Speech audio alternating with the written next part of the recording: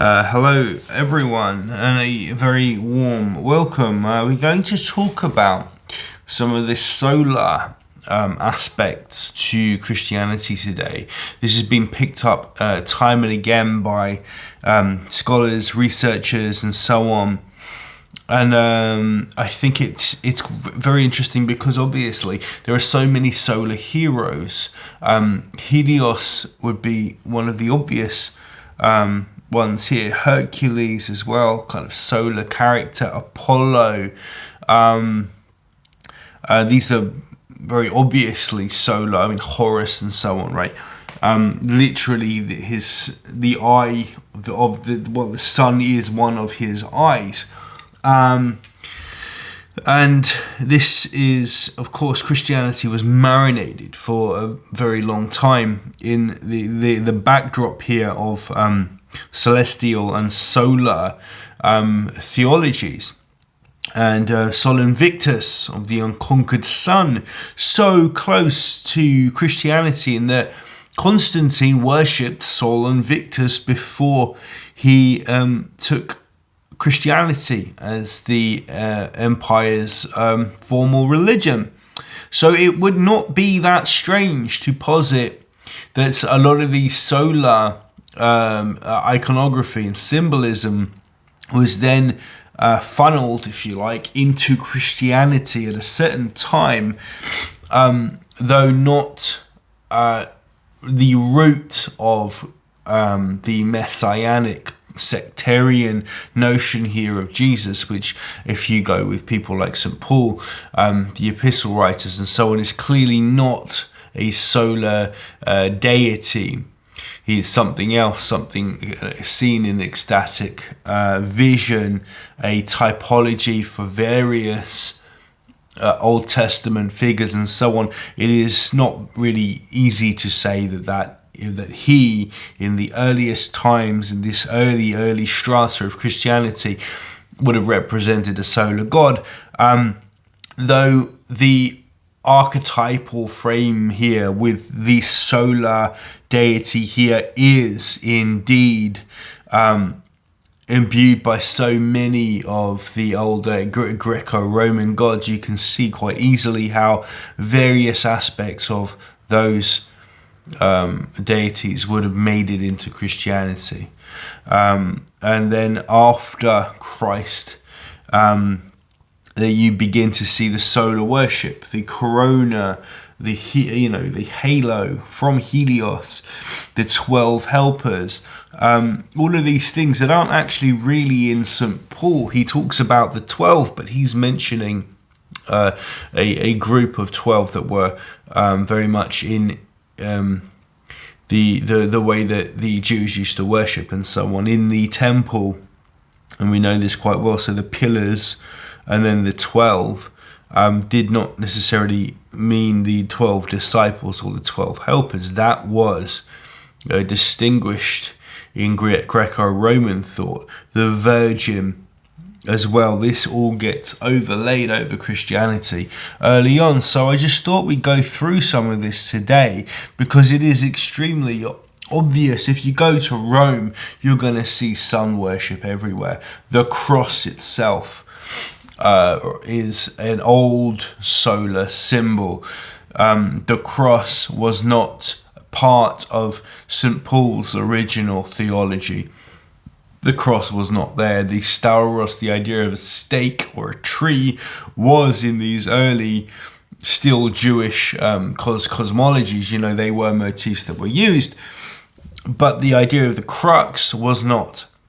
This goes back to sun worship, and obviously Christianity takes on more and more of those layers from the Greco-Roman world, and you get what we begin to see now, hundreds of years after Christ is supposed to have been, born and died.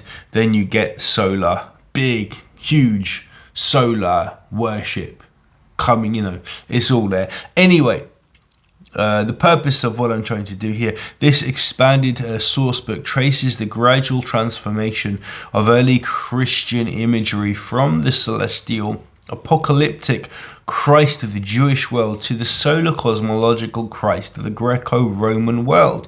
It retains the earlier catalogue of solar references while adding a long-form interpretive essay explaining how and why this transformation occurred. This is going to be a little bit long, but hopefully not more than about 30 minutes.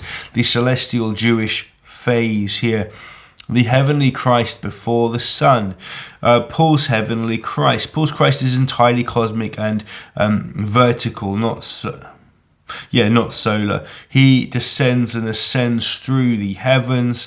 Philippians 2:6-11, 1 Corinthians 15:47-49, but it's never described in solar terms, right? The light surrounding him, 2 Corinthians 4:6, Galatians 1:16, is revelatory rather than astral, illumination of the soul, not identification with the sun, okay? So his realm is beyond the stars, the dwelling of angels and divine powers, not within the visible heavens here. According to Paul, anyway, the ascension of Isaiah and this early Jewish Christian apocalypse, likely 1st century, okay, old now, portrays the beloved descending through the 7 heavens to take on flesh and to be crucified by the powers of the firmament. The narrative is non-solar and non-Hellenic. Salvation occurs by descent from the highest heaven and re-ascent beyond sun and moon. The cosmology is vertical, structured around heaven's hierarchy rather than the sun's daily circuit. Okay, he descends through all the heavens and was transformed until he appeared as a man. Okay, this is the ascension of Isaiah 10:8-12. These texts reveal a theology centered on Jewish apocalyptic ascent, angelology, and heavenly temple imagery. No Greco-Roman solar parallels, as yet. So again, as we can see how Titus informed upon Christianity, we can now see how the solar mythos really imbued itself or became stuck in Christianity after the beginning of Christianity. The cultural shift from Jewish apocalyptic to Hellenistic cosmology. When Christianity entered the Greek-speaking Roman world, its symbolic system shifted. The surrounding culture already venerated Helios and Sol Invictus and used light metaphors in philosophy. In Stoic and Platonic thought, the Logos was likened to the sun of the mind, illuminating the intelligible world. Christian teachers absorbed this imagery to explain Christ in familiar cosmological terms, right? And it's so interesting because you then begin to see how the son of this world is in the Gospels, S-U-N. Jesus is called the Son. He gives his life for us. Every man will see him and stuff. So you can see, even if these are not supposed to represent the sun, it's so it's so easy to see how these things were taken to be solar after the fact. Yes, Jewish apocalyptics are 7 heavens, angelic descent, heavenly temple, revelation through vision, glory of God, salvation by ascent. The Greco-Roman philosophical here, cosmic harmony, solar geometry, cosmic order of the spheres, illumination of the intellect, radiance of the sun, logos, enlightenment and immortality. Thus the celestial Messiah of Jewish apocalyptic faith became the solar logos of Christian Platonism. Sorry about this. Textual evidence for solar Christology now. This is going to be good. Justin Martyr, mid-2nd century, in his first Apology 21, says the Logos is the very same who is the sun which arises upon the world. Okay, they're making connections here. The dialogue with Trypho 1:2-1 identifies Malachi's Son of Righteousness with Jesus Christ, and it says here Son, S-U-N, Son of Righteousness with Jesus Christ. First Apology 55-60, the form of the cross is cosmic, visible in sails, plows, and even in the heavens. Okay, and this is the ecliptic here meeting the there's a cross anyway in the heavens with the polar axis and the ecliptic. You can see it's the way that the sun rises and falls against the path of the ecliptic there. In every year you don't see it, but it is there in the sky, and you can draw lines and notice this cross.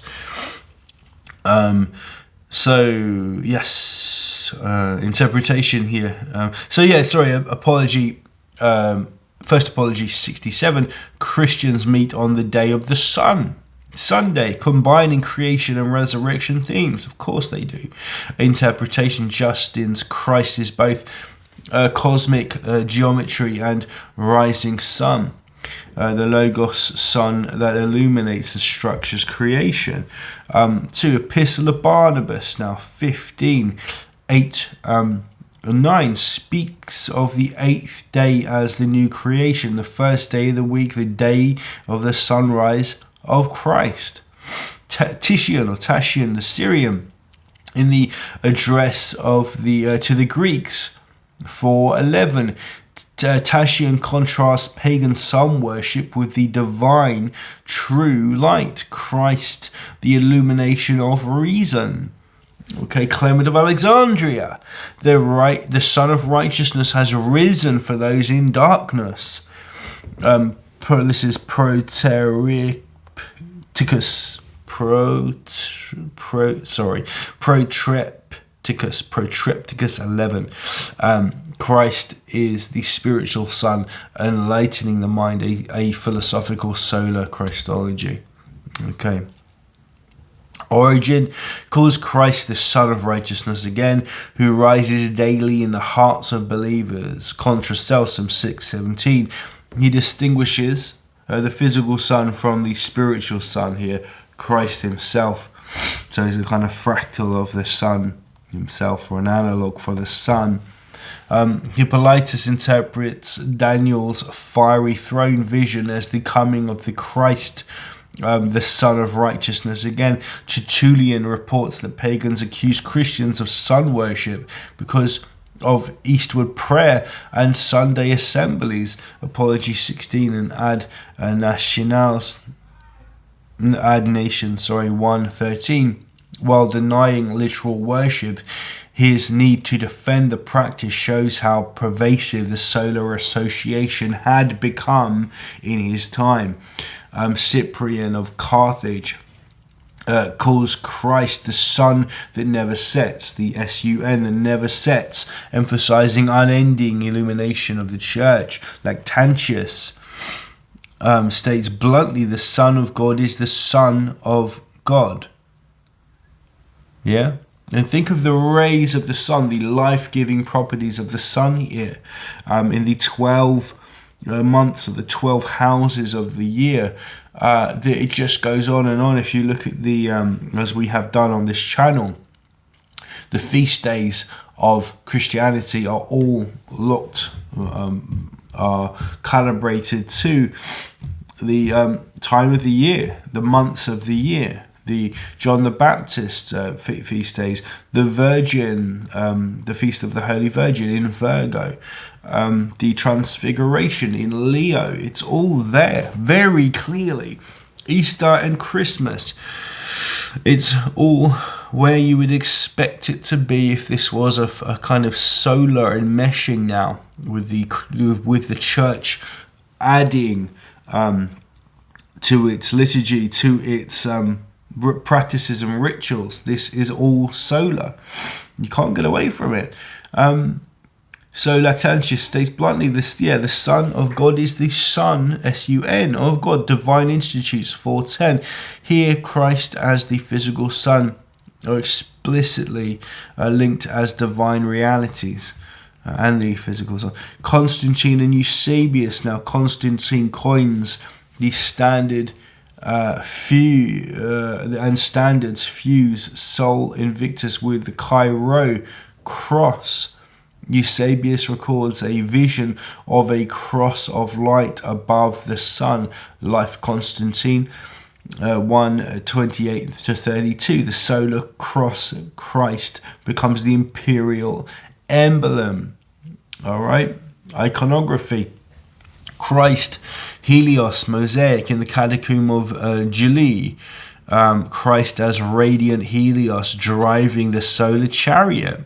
Nimbus halo in later mosaics. The radiant crown of the sun becomes Christ's symbol of divinity.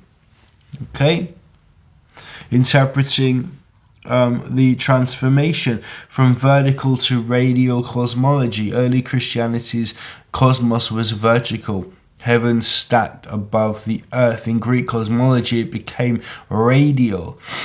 Divine power radiates like the sunlight.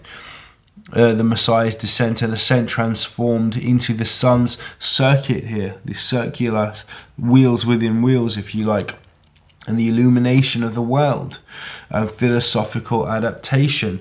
And it goes to so much of this that they're taking straight from the Greeks. The plough, the parables, the parable of the, many of the parables anyway, they are astrological in nature. The very well understood thing, obviously, Revelation as well is celestial. Many books have been written on this, the serpents in the sky and so on, which we have to some extent been through on my channel.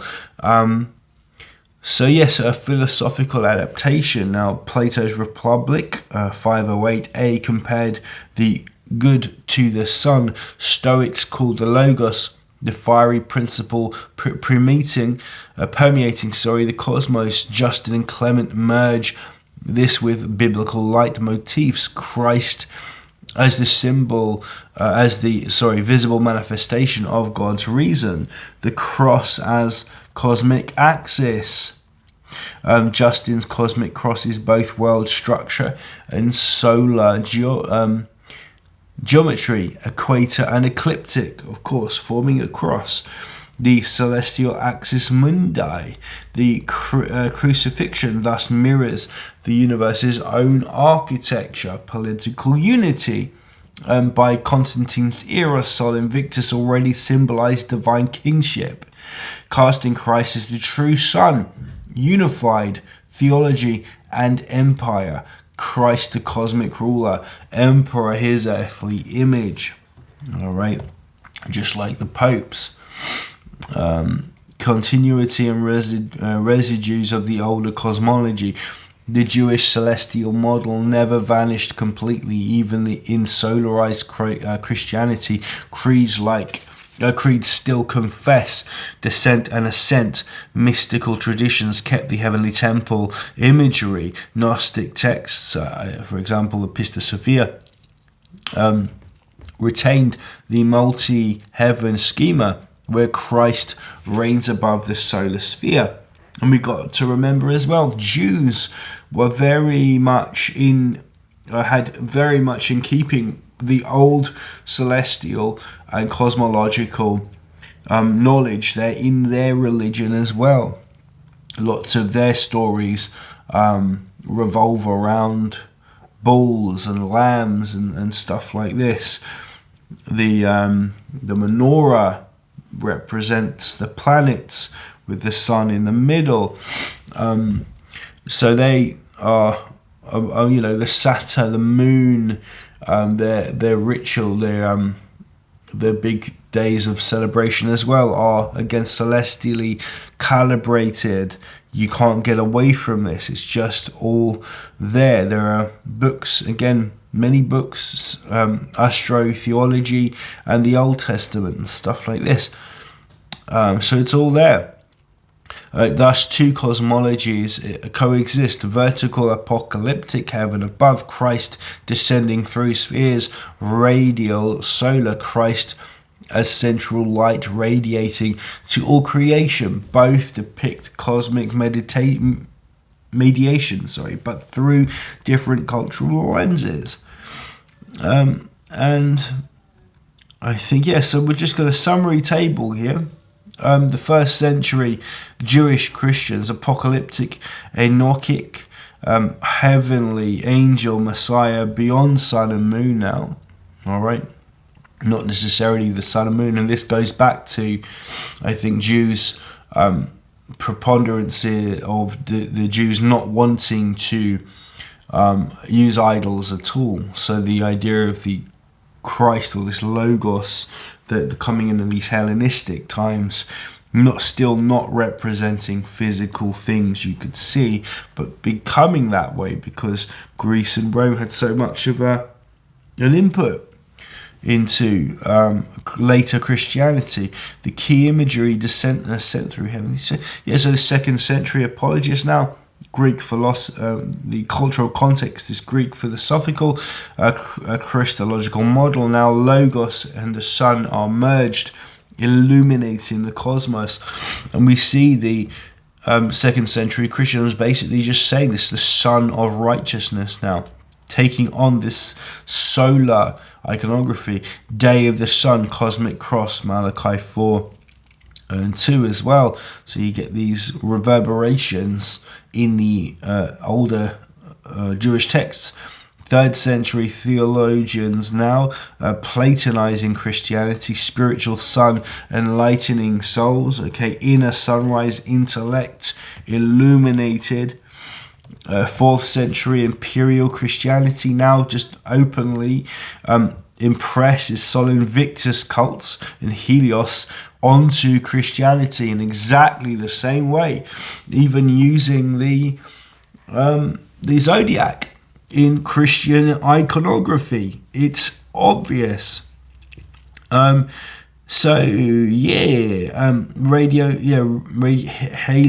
sun crosses, cross sun fusion, Sunday worship, of course. So here, the celestial Christ of Paul, and the Sabbath and Saturn's day as well, and Saturn for the Jews is a very important thing there as well. So Saturn worship, the darker aspects of their faith as well, the moon as well, the rising moon being Passover day, very interesting stuff, beautiful things. The celestial Christ of Paul and the ascension of Isaiah belong to a Semitic apocalyptic cosmos, heaven layered above earth. Even the lower realms of of hell were still upstairs.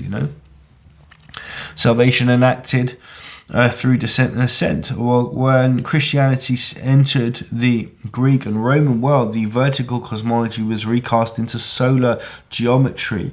Christ became the Son of righteousness, the Logos, light that sustained the universe, the visible, right? Beautiful stuff. I'm just going to leave it there. There are plenty of ways to look at this. There are some wonderful documentaries out there that show us that again, what we're doing here is just drawing a line between the old Jewish cosmologies here and then where they went into Rome, into the Greek and Roman worlds, and then took on those this kind of new formula.